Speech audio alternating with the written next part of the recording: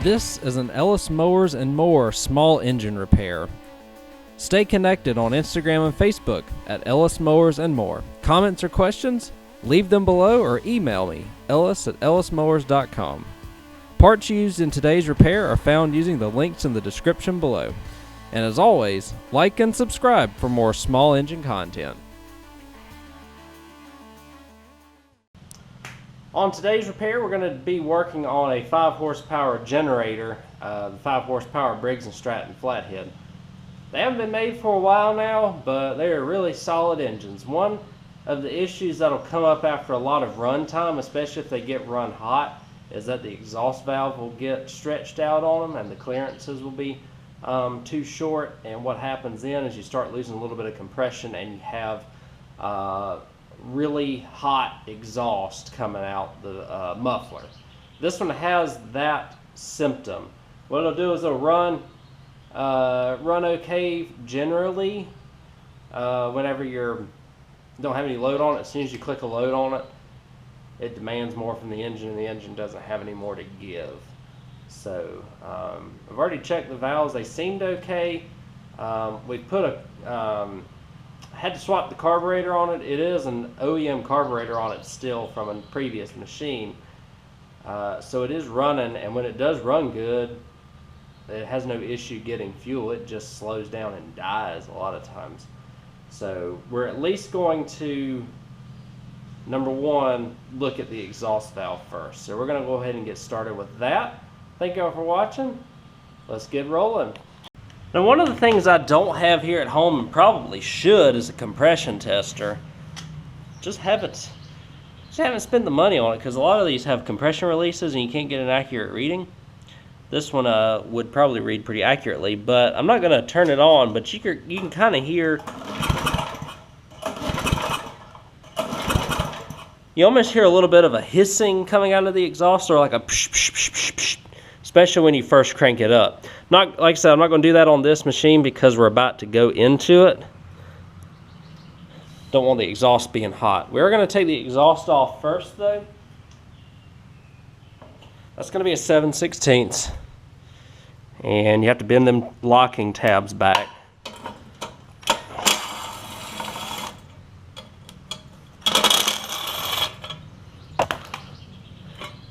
And that'll get you off. Now what you've got to access is this little portal window down here. So that complicates things a little bit. We've got to get off the carburetor air cleaner assembly. That's a bunch of 5/16 up top here. A little bit tricky considering this air filter is in okay shape. Relatively clean, got a couple little areas where it's torn right there, but nothing ridiculous. Somebody painted this green or something at some point, and some of the paint's coming off. So I'm not completely sure. Maybe it did get painted green, because you see like this stuff right here is painted green. So kind of makes me think that somebody just went to town on it at some point. We might have to put a diaphragm on it, but I'm pretty certain that the exhaust valve has got a leak on it. You can kind of hear it there. You hear, so that's not. And I can feel a little bit of back pressure coming up to the carburetor too. So that's where a lot of the fuel issues can come from. We do need to get off the carburetor next. What that entails is we've got to get a T25, so I got to get this throttle mechanism off. Let me grab the tools I need and we'll continue. So we're going to take the carb off. I got a couple of extensions and stuff and a T20 here.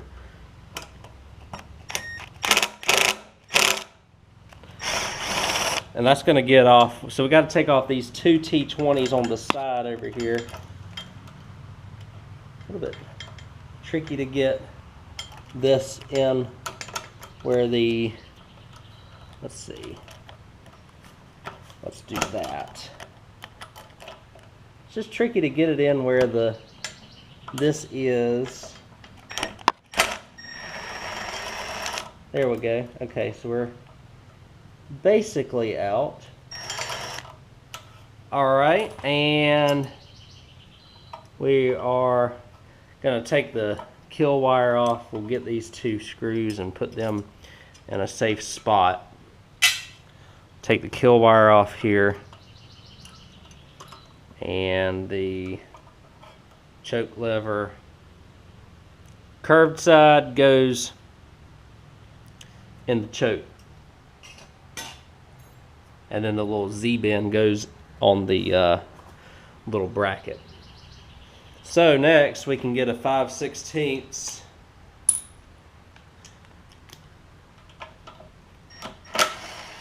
Take the little throttle arm off here. Set that aside. As long as we can get this off right here without having to. Alright, so that's good. And so we can just take this off. That choke or that throttle cable should stay in. We'll just leave it in for now. We'll take the Z-bend up and out of here as well. We do have to make sure that spring gets back in up there though. That's on this because it is an auto throttle setup. Most of them don't have that, but this one does. So now there's a 3/8 on the bottom. It's way down there, but you just got to take it off. And I got to get a new battery for this. There's a 3/8 on the bottom, which I'm going to take off. We're going to go ahead and get the wrenches out. Couple 3/8 wrenches here are going to get off the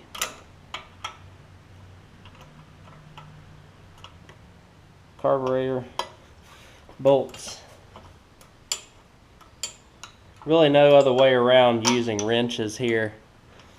Tried other ways and they don't really work very well. So I'm going to take this screw off, or this bolt off on the bottom down here, and then I'll take that 3/8 off the very bottom, and we'll remove this gas tank next. So we got all the bolts off, and we're going to take this off now. The last hang up is going to be, well, we got to get this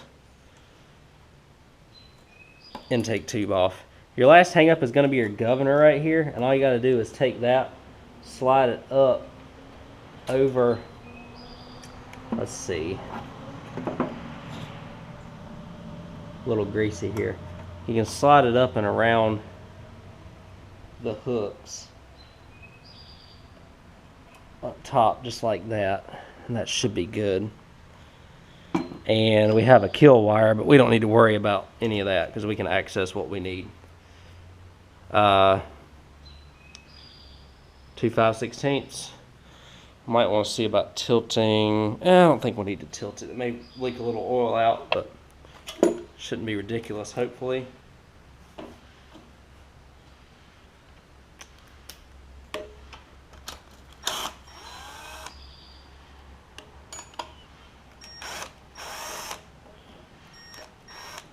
You may need a new gasket for this.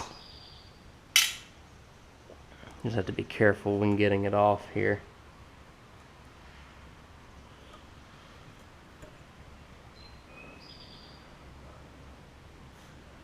Let's see.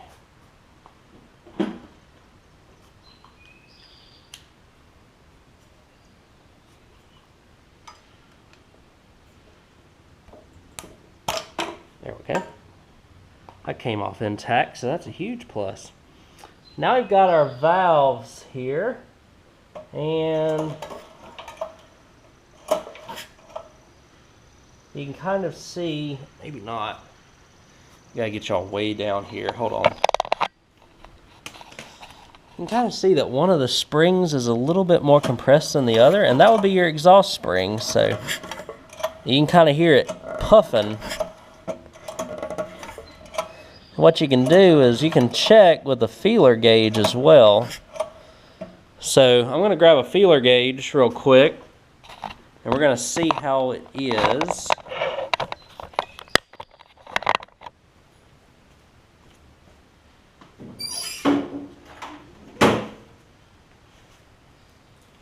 My guess is that there's probably just a little bit of room in between the intake valve and probably no room in the exhaust valve. So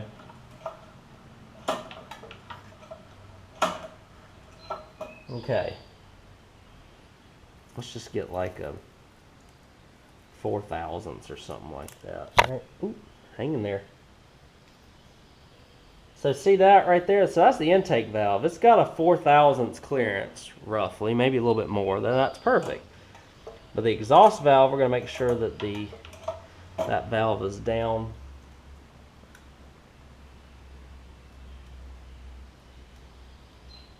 And that valve I can't fit anything through, so I'm trying to push it in.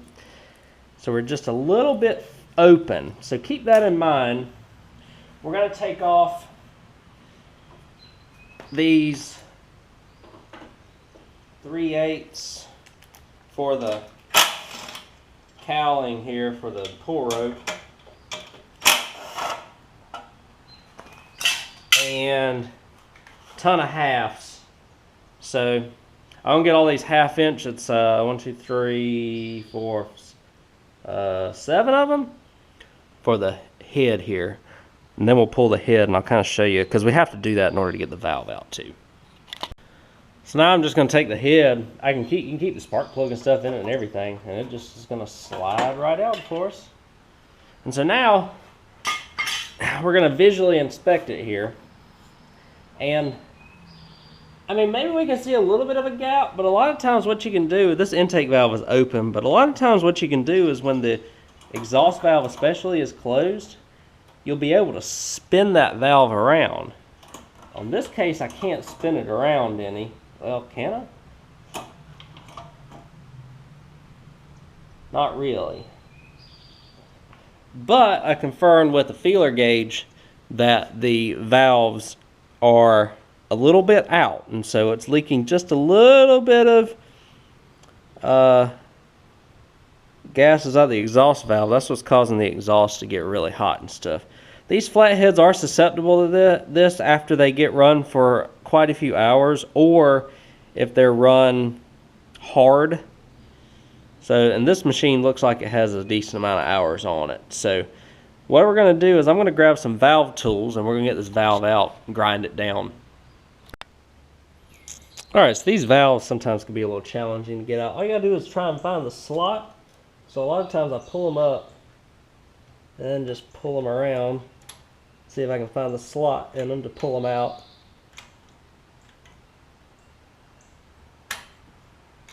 And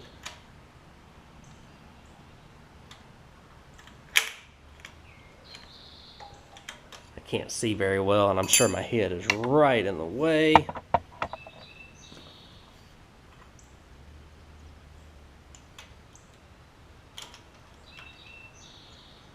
There we go. So we got that. So now what we can do is take something small, get it in between the spring, and push the valve up.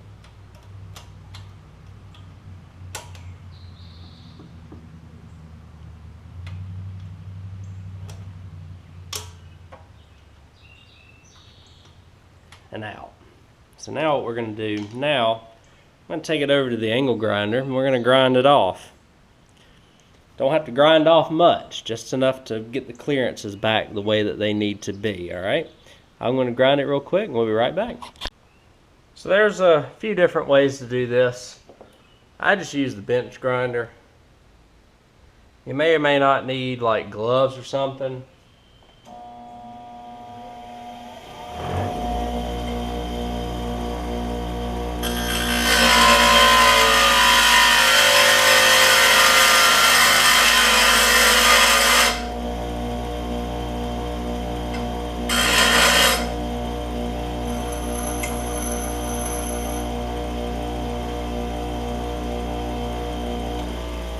Should be all we need.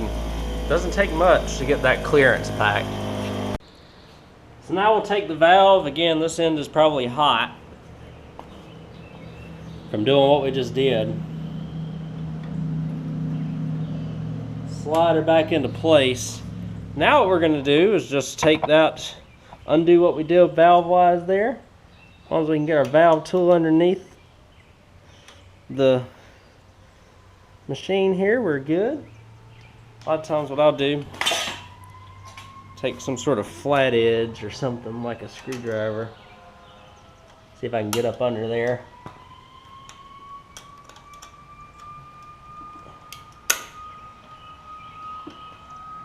This is always the hardest part, putting the valves back on.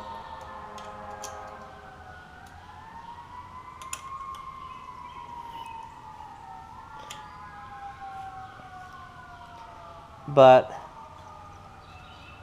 what you could check, we gotta get that back on. There's a few different tactics that I use. I just need to get a little bit of leverage so that I can get this tool back underneath that. So let me grab what I need to for that. Alright, so I lifted the valve with this tool, and then I was able to get that screwdriver in, get that screwdriver out, and that'll get us my valve tool in where it needs to be. Now, what we gotta do is get this thing back in the slot, and we're kind of in there already, and back on just like that. I think, is that it? Yeah, is it? I think so. All right, let's double check our work real quick.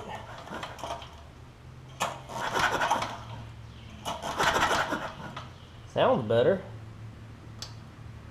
Ooh, I don't have the springs exactly right. Hang tight here. There we go. Springs are on fully now. Let's check a feeler gauge. Intake valve. We'll make sure the intake valve is open. And we should have a decent amount of clearance in our exhaust valve now. And we do. Look at that feeler gauge right there. I actually have quite a bit, but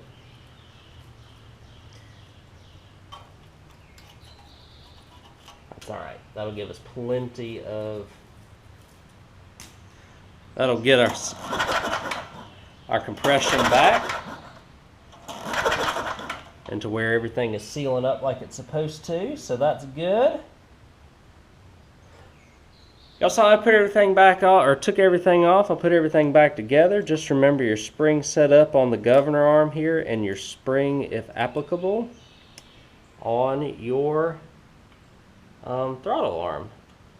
As long as you have those two things covered, should be good. Let's put it back together.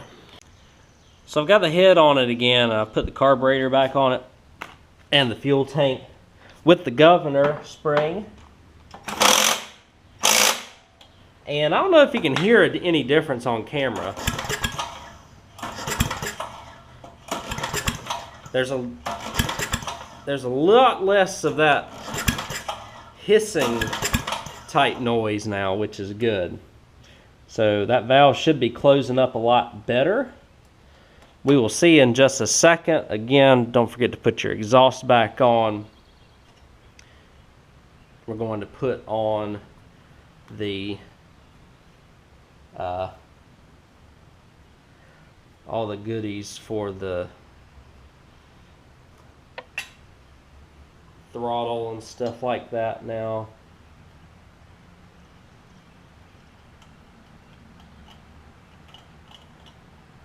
And I'll show you the finished product when I finish that, and we'll see if that fixes our issue here. Alright, so we've got it over here now. We're going to turn it on. Put everything together, hopefully like it should be. Choke it.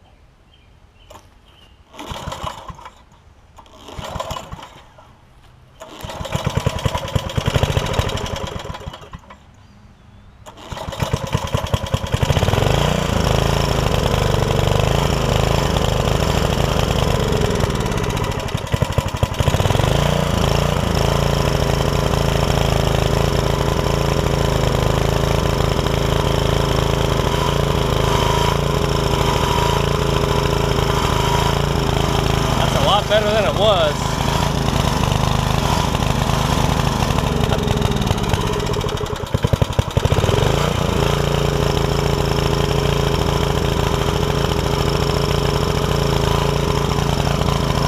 I'm gonna get a screwdriver and see if I can adjust the carb a little bit.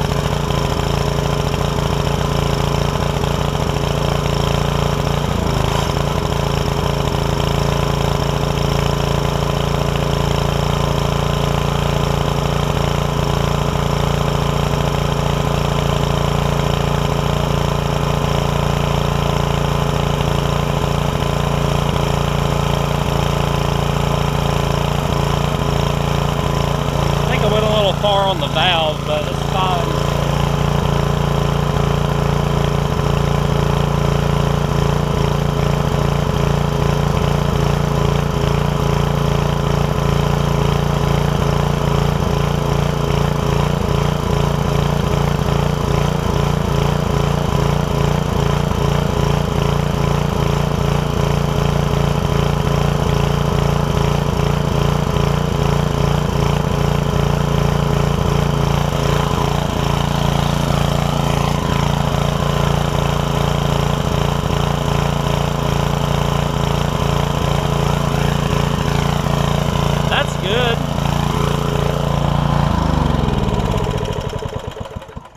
That's a lot stronger than it was, I do know that.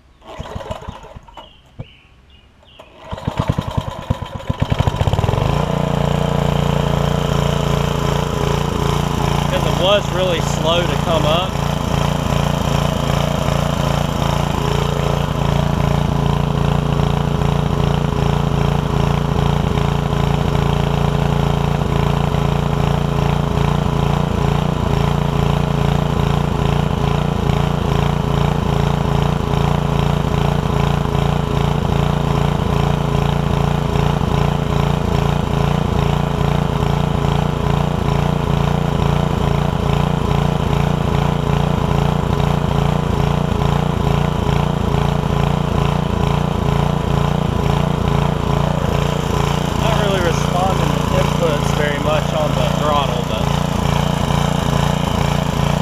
Let me get something to see if we can put a load on it. Alright, we got the heat gun going to it. Surging a little bit still, but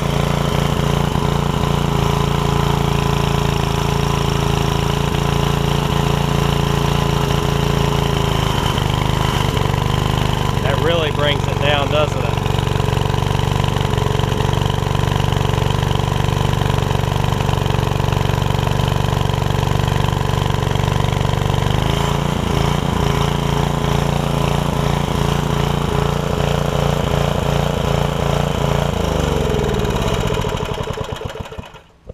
So another thing that I've noticed on this generator, is that the bushings are just shot on it. So I'm afraid that it's vibrated itself basically off of the, or vibrated itself pretty bad.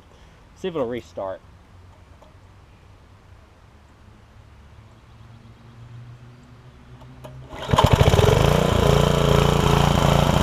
It never would restart that easily.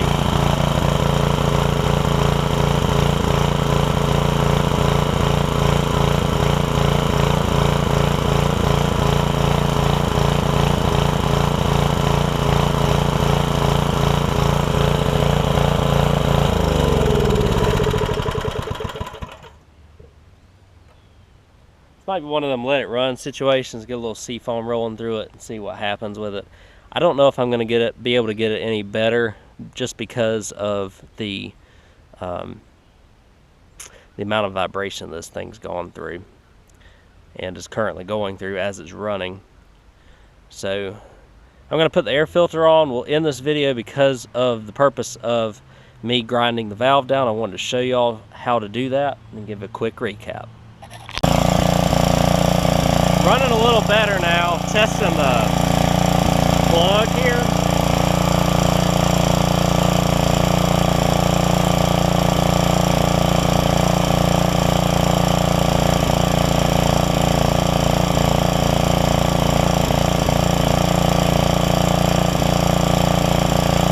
right at 120, and I'm going to put about 1,500 watts on it.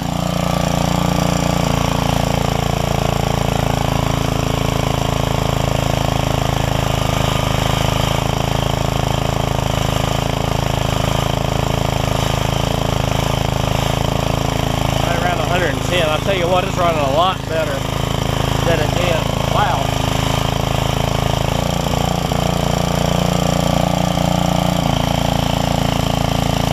Much better. Awesome.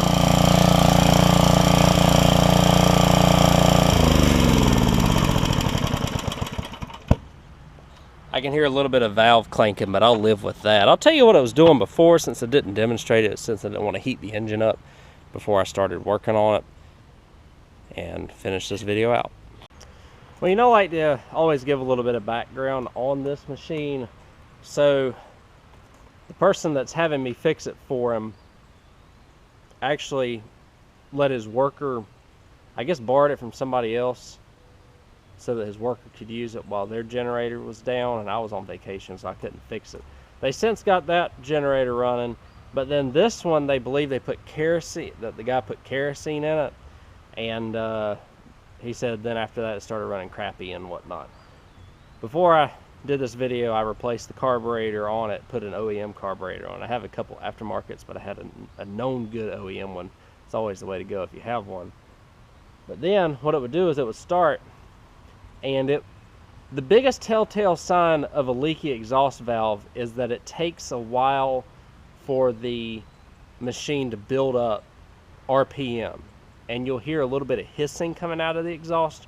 You'll also see the exhaust get really hot. And so that's your telltale signs there. This one had all of them, even though when I checked, I pulled the head off originally and tried to turn the exhaust valve, and I was not able to turn it by hand. Usually you can. So that's why I was thinking, well, it's not leaking that bad. Maybe it's a carb issue. It needed a carb anyways because the intake tube was bad on the original one. So then I said, okay, well, let's just grind it down. That's what we did in this video. I probably went a tad too far, but it's okay. It does make a little bit of a valve noise, but it's like my Honda over there. They're like, a clicking valve is a happy valve. So just be mindful. Don't go really far on those valves, otherwise you're gonna make it so that it won't run at all. This thing runs great. Y'all saw that it's pulling the governor in pretty good now. Got all that junk or whatever cycled out, and really, granted, for the vibration in it, really runs good. It really needs bushings, but my request was, because of the situation, was to get it back basically in the state that it was in before the kerosene was put in it. But in reality, I think that the person who borrowed it and then obviously had me fix it is basically footing the bill for the repairs that were going to be needed anyways, that were imminent. And so it's kind of unlucky on their part that all this culminated while they were in possession of the generator. But nonetheless, it is finished. It got a valve job in this video, the exhaust valve. Very common with the Briggs. Over time, they'll heat up, expand, lose that clearance, and not seal all the way, causing them issues. I'll stop talking here. I hope y'all enjoyed this video. If you have any questions about it, feel free to reach out in the comments section. Thank you again for watching. Y'all take care, and I'll see you on the next video.